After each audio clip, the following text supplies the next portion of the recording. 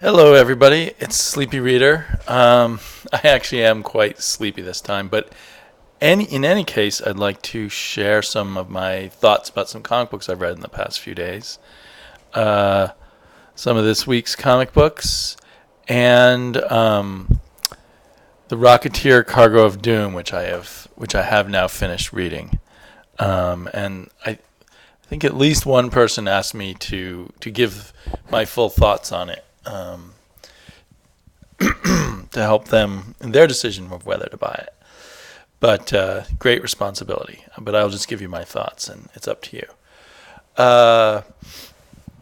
And I will, at the end, show again the covers that I picked out as my awesome covers from the 80's. I put up a video, and at the end of it, I played a song that I liked while showing some more covers. And that got me in trouble with YouTube, which greatly surprised me because the song was by what was very much a very independent band on very small labels. So I wasn't expecting that to be a problem. I would have thought they would have been happy that I was playing their song. But anyhow, so I had to take down that video, and maybe about 25 people saw it before I took it down, I think. So let's start with a really bad comic book. Katana #2. I feel somehow guilty. The level to which I kind of find this book laughable. Some of the dialogue, it makes sense, I guess, but as you read it, there seems to be kind of a randomness to the dialogue and a kind of absurdity that it almost feels like the writer, Ann Nesenti, wrote a bunch of dialogue and then just sort of semi-randomly chose which bits of dialogue to stick in. Maybe she's trying to imitate the subtitles of Asian action movies. I don't even get it. But there's just kind of it gives the whole thing a real amateurish feel, which is odd because I know that she's a longtime veteran writer. But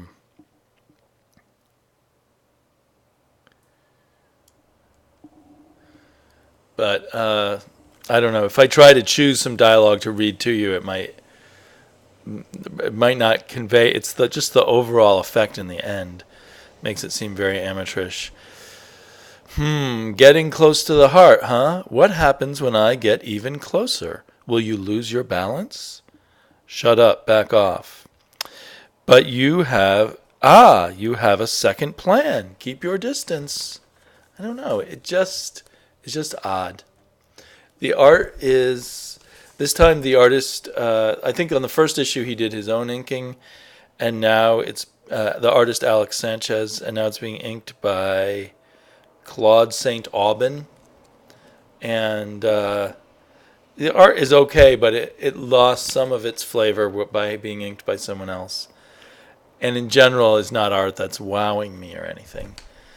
But it's really, the problem with this book is the writing. It almost at times just has me laughing at it. Double-ended swords magnificent. Yes, these girls start as cheerleaders and with batons and end up here. There's just something stupid about it. So I'm almost having fun laughing at it. I was on the edge about whether to pick it up or not. I kind of enjoyed the first issue, or I was curious to see where it was going. I'm losing any faith that it's going anywhere. At the end, she gets kind of interrupted in the middle of her adventure by Steve Trevor, and he says, "Katana, stand down. I'm Steve Trevor, Justice League of America." "Oh, forgive me for jumping you. I'm pumped up." "I saw. Great skill. Your mission here is important, but national security takes precedence. We need you in Gotham. Catwoman has become a concern." "I understand. I will join you." I don't know if that gives you a sense of how retarded some of the dialogue seems. So I don't think I'll pick up issue 3 unless I have nothing else to pick up and I just want to be amused. I did kind of laugh at it throughout. But I don't think it was intended as comedy. Definitely not comedy is Green Arrow, which, lovely for me, my copy got squished by my daughter a bit. But anyhow, I enjoyed this issue more than Jeff Lemire's first issue, so I'm greatly encouraged to keep reading it. For me, it has a bit of a flavor of horror. The villain here is not only a merciless killer, he's a torturer, and he has his 10-year-old daughter help him torture people. So there we get into really sort of creepy horror zone. But I was having fun reading it. It's my whole issue with too much gore and horror in comics. I think I'll keep reading it, but I don't know. I'm also trying to cut back on comics, so that's a question of, is this one that I need to read now, or shall I wait and pick it up later? I'm still enjoying Andrea Sorrentino's art. This time he did not do his own coloring, and now, but he was reunited with his colorist from I, Vampire, and it looks more like I, Vampire. I think one of the things that the colorist does is take some of the black lines and change them to another shade of color, and then have these things where light kind of fades out parts of it. And now I'm really recognizing that trick after having seen an issue of Sorrentino without Mayalo's coloring. And I think that trick of his, of kind of fading out things, works really well in some scenes and feels overdone in others. Let me see. There's this... That's kind of cool there, where the police helicopter is kind of been dropped out into that other color and with the light on it. But then, and this scene where he's jumping out of the window and the rest of the city is kind of a faded color. And I'm not sure if I like that or not, because it looks like a ghost city. But I definitely don't like it when here, where the main figure is kind of faded out and ghostly. I guess to emphasize this arrow coming out, but it's just too faded and far away. It's almost like it's not there. So anyway, yeah, good issue, good read. Then we come to some of the requiems for Robin, for Damian Wayne. I thought that was a really cool cover. This Batman and Robin is a really cool cover. A really cool thing about this is it's the same as this other picture. It's actually this picture, but with the Robin part blacked out. And of course colored differently. But that's really cool. I don't think it would have bothered me, but Mr. Fix-It Smash hates that all these covers have a Robin on them, and that's sort of this obvious symbolism. And I can see where he's coming from. I can't decide whether I like it or dislike it, but in general, this is such a beautiful cover. But on Batman and Robin, I heard people say that they kind of teared up reading it. It's this silent issue, which I was really cynical about, where there's no dialogue in here. There's one note from Robin near the end, and that's about it.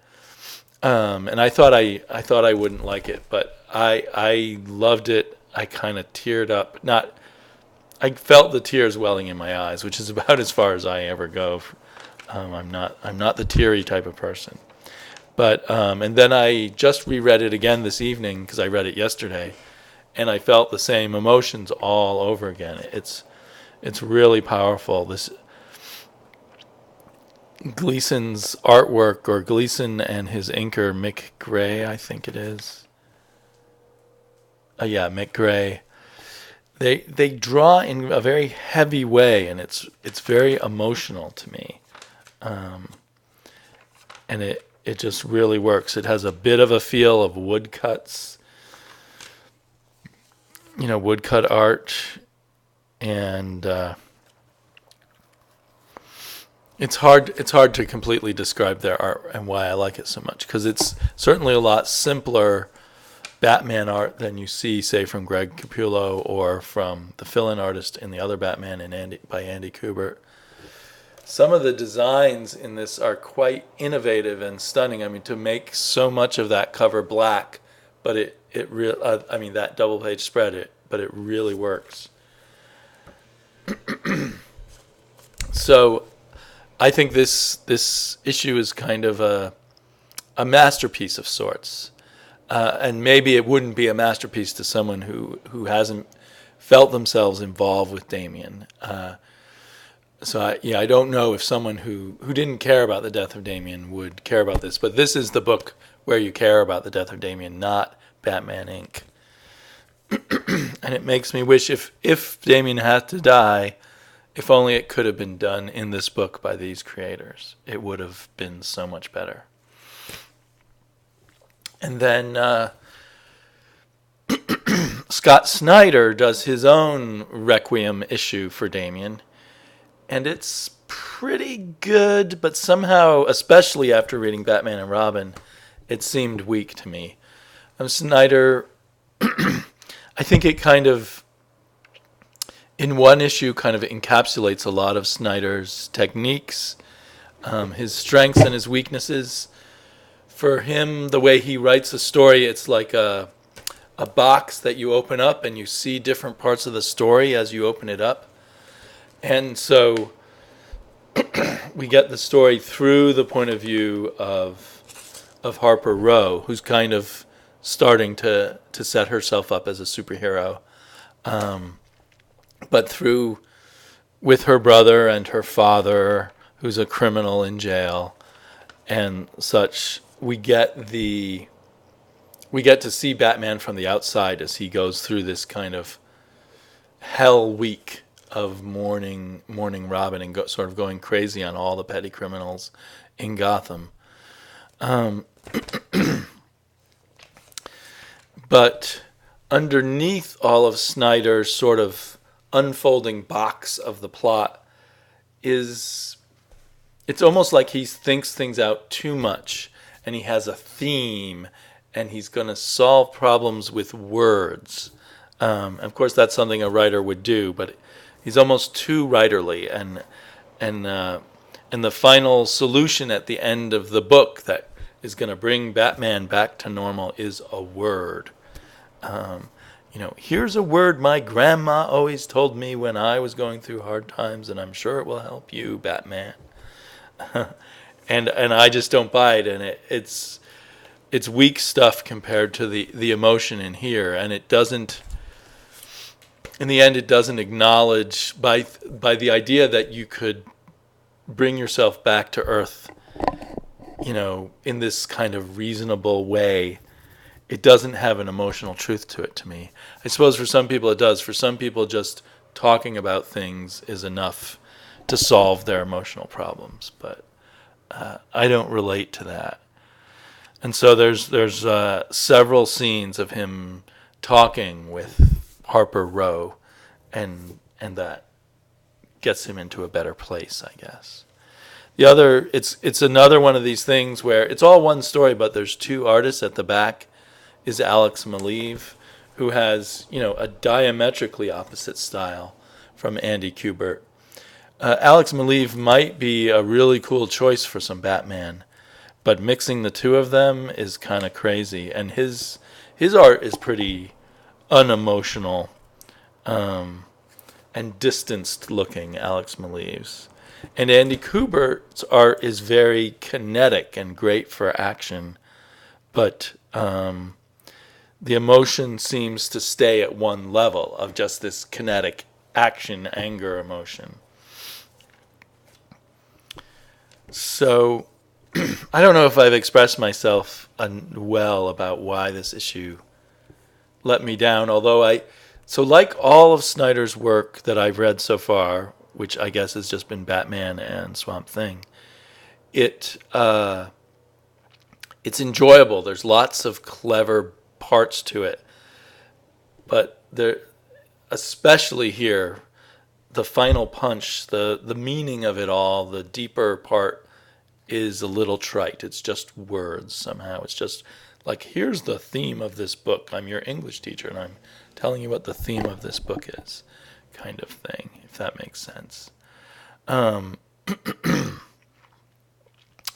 So anyway, I mean, I was glad I read it, but this is, this is like the masterpiece of the month or several months. Excuse me.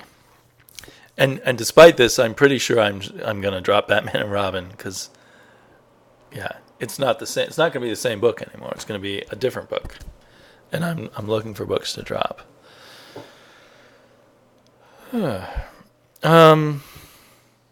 And then to something that is light and easygoing and basically happy. There's violence in here, but it doesn't sink in or bother you in any way. Is the Rocketeer, Cargo of Doom. I've got the hardback version, which collects the 4 issues, as I've said in another video, plus adds lots of extra sketches and things like that, and is just a beautifully designed volume. So as to the story, I would describe it as being a cross between like Raiders of the Lost Ark, Tintin a little bit, the comic book Tintin from Hergé, and a little bit like an old movie from, say, the 30s, with maybe you can imagine maybe a very young Jimmy Stewart playing this character possibly, or someone like that. Kind of a character that expresses innocence. And it's the byplay between the characters, like the 2 women who are, or one's a girl and one's a woman, who are interested in him, and his kind of sidekick mechanic at the airport are all very good. The actual story is just kind of a pulpy lark about, oh, here's the other thing that brings in Skull Island from King Kong. And as a kid, I'd watch King Kong, and the dinosaurs were the way cooler part. I mean, the King Kong was cool enough, but dinosaurs were really cool. Let's bring the dinosaurs back. And here they bring the dinosaurs back to L.A. And the as I kind of mentioned in my other video, and I continued with the feeling all throughout that that I just love the storytelling qualities of Chris Samnee's artwork, and the way he puts together a story is just a lot of fun. And we all, or a lot of us, love him and Mark Waid together on Daredevil, and this is them doing much lighter, more of a lark kind of work. If I had any complaints, and this is a colorist, Jordi Belair, who other people have said is a really good colorist to watch. And in a lot of it, I would agree, but there were other times where I think the color became a little weak. I won't be able to find the page, but like where she colored smoke in such a way that it looked like dirt hanging in the air. Here's some smoke. It's not looking like dirt, but it's not the greatest coloring on smoke. So I think, it's not terrible coloring, but the weakest part was the coloring. The other thing is right near the end, there's more sort of plot threads brought up as if there's going to be another story. But to my knowledge, this is Waid and Samnee's one-shot story in 4 issues, and now someone else is doing a 4-issue arc. I don't know if they're in any way continuing the story here, but a number of revelations right at the end.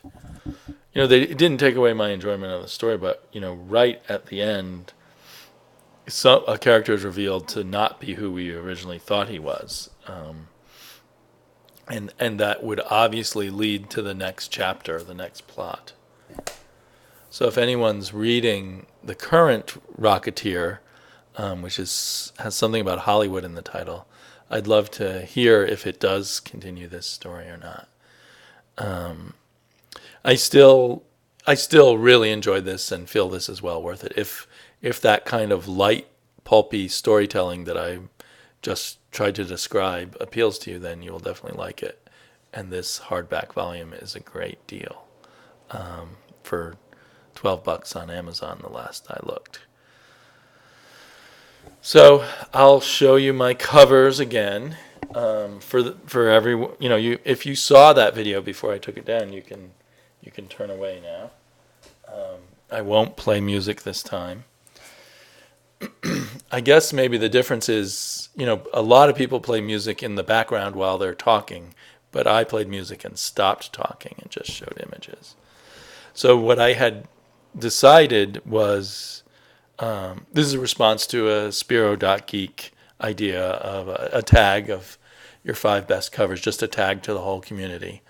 And it's so hard to pick 5 best covers. I thought, well, I'll just limit myself to the 80s books that are left in my collection, because I definitely gave away huge numbers of 80s books over the years and only kept certain things. And I lost some things that I thought I had kept.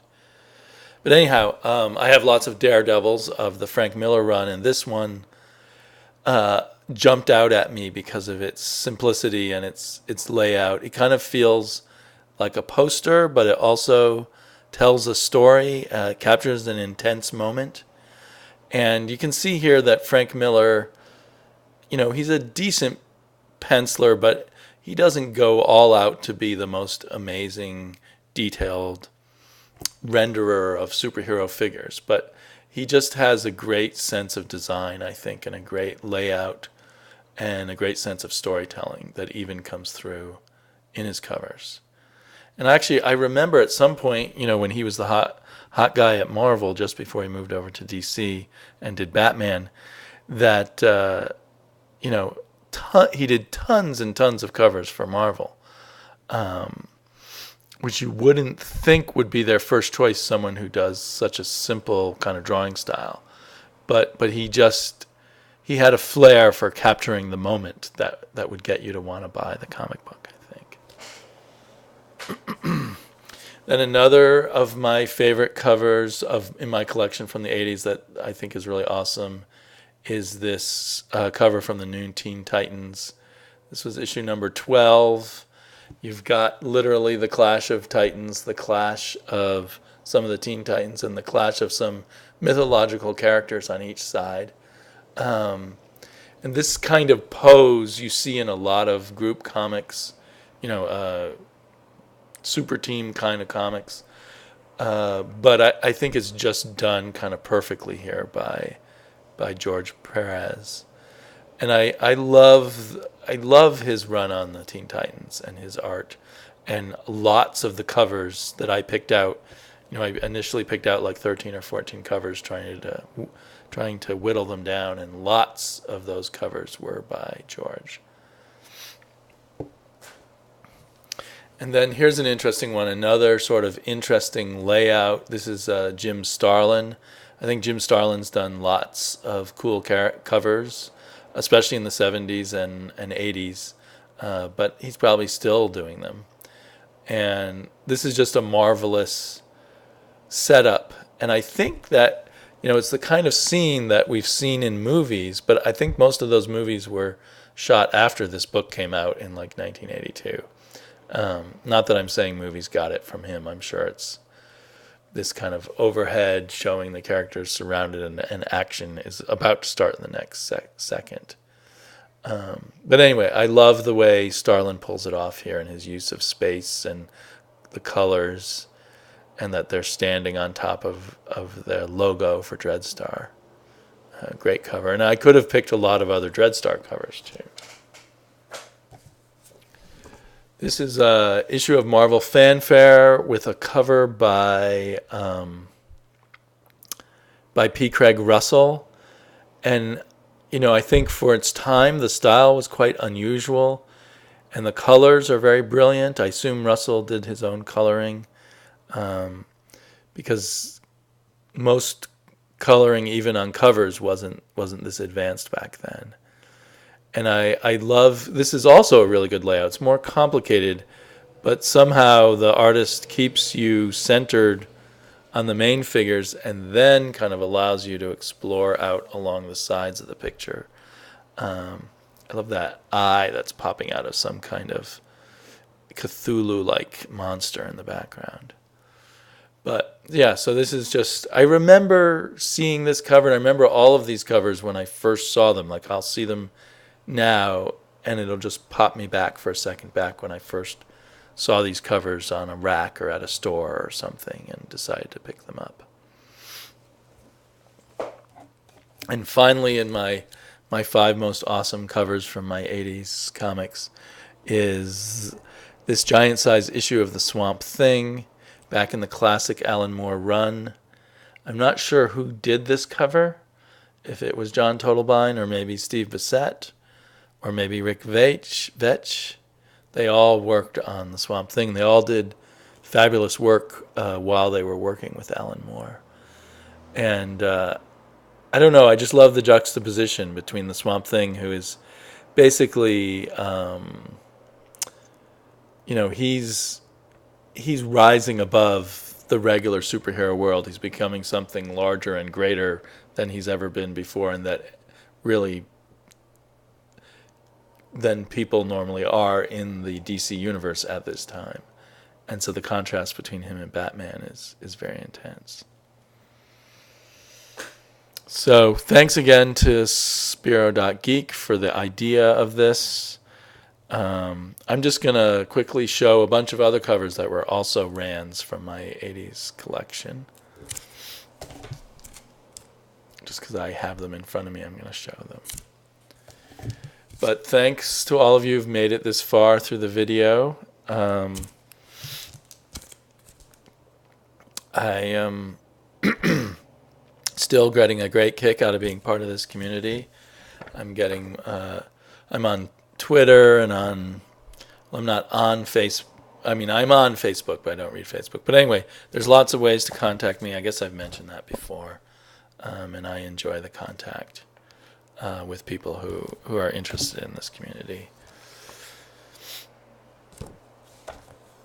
And I hope soon to start putting up a series of videos where I discuss all the stuff, all the Marvel stuff, all the Marvel Now stuff I've been reading that I haven't really been talking about in my review videos. So that's probably coming up soon. Took a lot of these out of the bags, but not all of them. There's a great cover. This one was hard not to include in my top 5. So I hope you're all well, and I will be talking to you soon.